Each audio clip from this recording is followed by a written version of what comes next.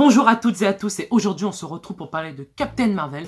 Petite critique, ça commence sans spoil, ne vous inquiétez pas. Par contre, juste après il va y avoir des spoils et des petites théories suite aux scènes post-génériques que j'expliquerai dans la partie spoil. Donc attention à vous, je commence par la partie sans spoil. L'histoire c'est assez simple, on retrouve Captain Marvel, donc Carol Danvers, par son prénom Verse, dans l'Empire Kree. On apprend qu'elle a été récupérée il y a 6 ans, donc en 94... En 89 elle a été récupérée et ça se passe vers... tu rajoutes 6 ans, 95. Ça fait 6 ans? Ouais, ça fait 6 ans. Et en gros elle a été retrouvée à moitié morte, du coup ils lui ont mis du sang Kree et c'est comme ça qu'elle a récupéré ses super pouvoirs. Sauf qu'elle va avoir des flashs d'une ancienne vie à elle. Et un jour, lors d'une bataille contre les Skrulls, elle va se retrouver sur Terre. Et elle va comprendre qu'elle a vécu sur Terre. Donc, en gros, l'histoire se base sur ça, sur comment elle va devenir Captain Marvel, comment elle peut contrôler ses pouvoirs à 100%, mais aussi contre les attaques entre les Skrulls et les Kree. On va savoir enfin comment ça se fait que Ronan il est avec les Kree, mais qu'après il est méchant et tout ça. Donc on va en apprendre un peu plus sur les Skrulls et sur les Kree. Mais on va surtout en apprendre un peu plus sur Carol Danvers, sur comment elle était sur Terre avant, et tout ça. Donc moi j'ai trouvé ce film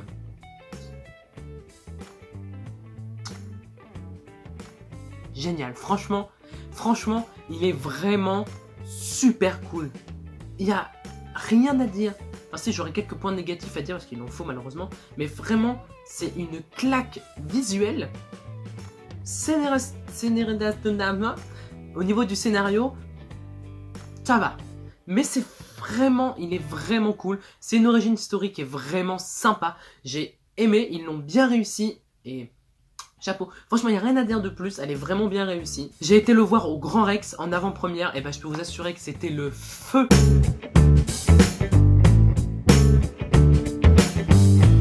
Au Grand Rex, quand je suis allé le voir, eh bien, ils avaient donné des goodies, voilà, avec un petit sac Captain Marvel avec Goose dedans, voilà, c'est stylé, avec, évidemment, un comics, voilà, Captain Marvel, avec son histoire d'avant, donc voilà, par Margaret Stoll, Carlos Pacheco et Marguerite Sauvage, donc vraiment grave stylé, avec, en gros, sa petite origin story, quoi, c'est un peu stylé, quoi. Et après, il nous avait mis un autre truc dans le sac.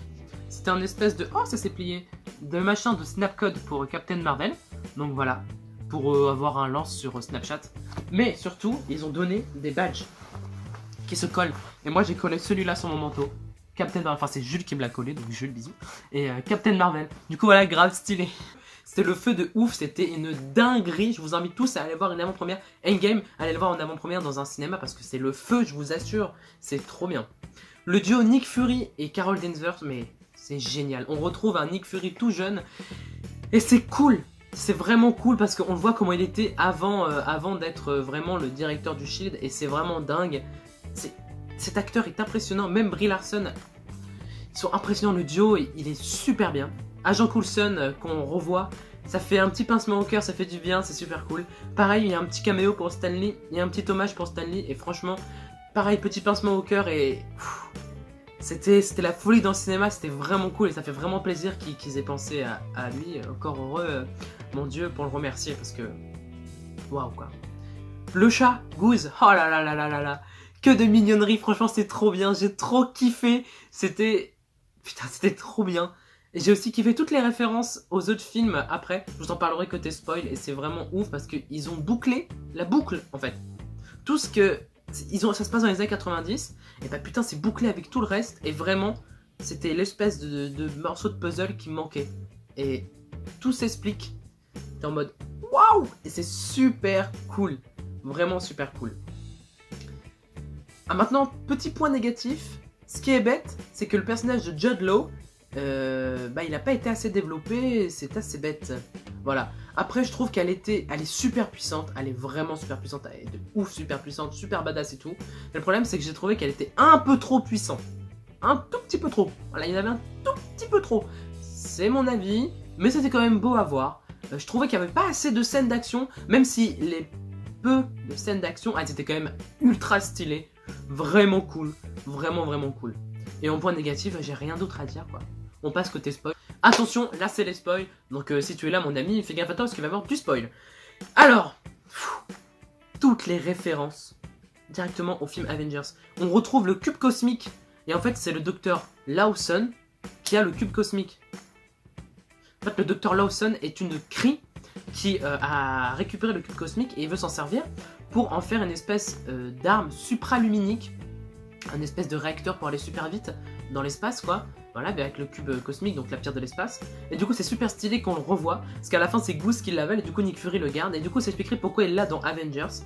Mais aussi, le truc, c'est que on pensait qu'il l'avait récupéré avec Captain America dans l'océan quand il est tombé, mais finalement, non, il la récupère face à Goose. Donc, ça voudrait dire que Dr. Lawson était déjà sur Terre, dans les années 40, enfin, quand il est tombé dans l'eau, quand ils l'ont récupéré. Donc, le Dr. Lawson, qui est une Kree, avait déjà récupéré le cube cosmique entre deux.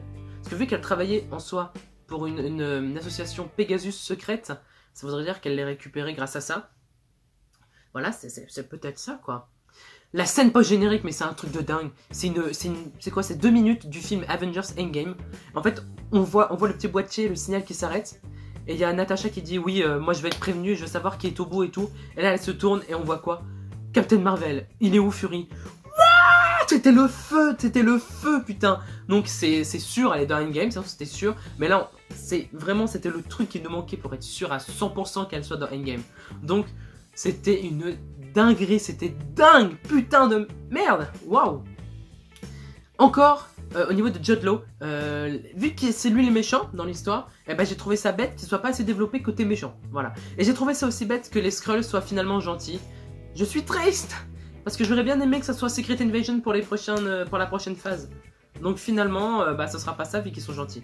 Après, ça veut rien dire, peut-être qu'ils vont revenir. Parce que les années 90 jusqu'à 2020, il y a quand même 30 ans. Donc voilà quoi. Donc si ça se trouve, ils vont devenir méchants, ils vont envahir la Terre quoi. Ça serait plutôt pas mal, j'aimerais bien. Mais bon. Ah oui, et aussi stylé à la fin, quand Nick Fury écrit sur son ordinateur The Protocol Initiative. Et après, quand il y a Agent Coulson qui vient le voir et qui lui dit oui, il faut trouver d'autres héros, machin et tout. Et là, il enlève The Protocol. Et on sait d'avance qu'il va écrire The Avengers Initiative. Il l'écrit pas, mais on le sait parce qu'on connaît tout par cœur. Et dans le cinéma, c'était le feu. Avec la musique d'Avengers, c'était le... Oh, tout est bouclé. Tout est bouclé. C'était... Waouh. C'était génial. Franchement, j'en ai encore des frissons rien que d'en parler. En plus, au Grand Rex, c'était le feu. Vraiment. C'était dingue. Voilà, si vous avez aimé la vidéo, je vous invite à la partager, à l'aimer, et puis à me rejoindre sur les réseaux sociaux et tout ça. À vous abonner, bien sûr, et à partager. Moi, je vous fais des bisous et à bientôt.